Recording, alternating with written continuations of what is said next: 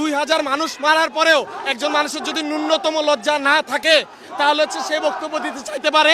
এই বাংলায় স্বৈরাচার আসবে না, এটা হচ্ছে মুজিববাদের যারা দোষর তাদের জন্য হুঁশিয়ারি।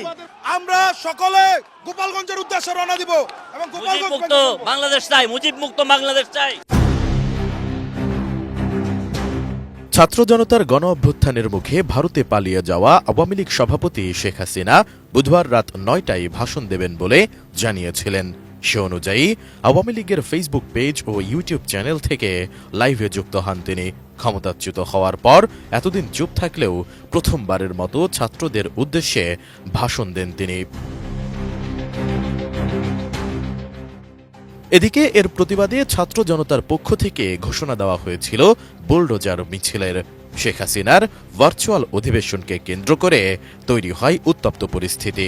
ভাষণ দেওয়া হলে রাজধানীর ধানমন্ডি 32 নম্বরে অবস্থিত বঙ্গবন্ধু শেখ মুজিবুর রহমানের স্মৃতি বিজড়িত বাড়ি গুড়িয়ে দেওয়ার হুঁশিয়ারিও দিয়েছিলেন অনেকে।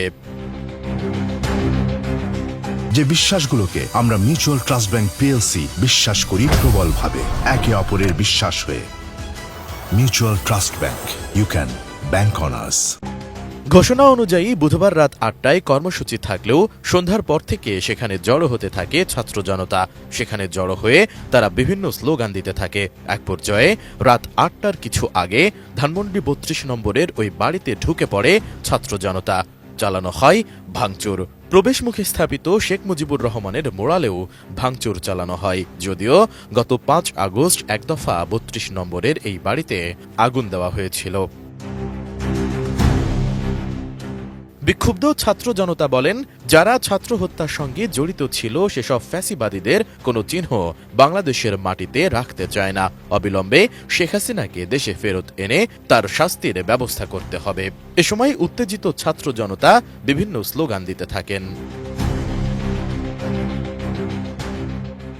এর আগে গেল বছরের 5 আগস্ট বৈষম্য বিরোধী ছাত্র আন্দোলনের ডাকা লং মার্চ টু ঢাকা কর্মসূচিতে উদ্ভূত পরিস্থিতিতে প্রধানমন্ত্রীর পদ থেকে পদত্যাগ করার পাশাপাশি দেশ ছেড়ে ভারতে পালিয়ে যান আওয়ামী লীগ সভাপতি শেখ হাসিনা।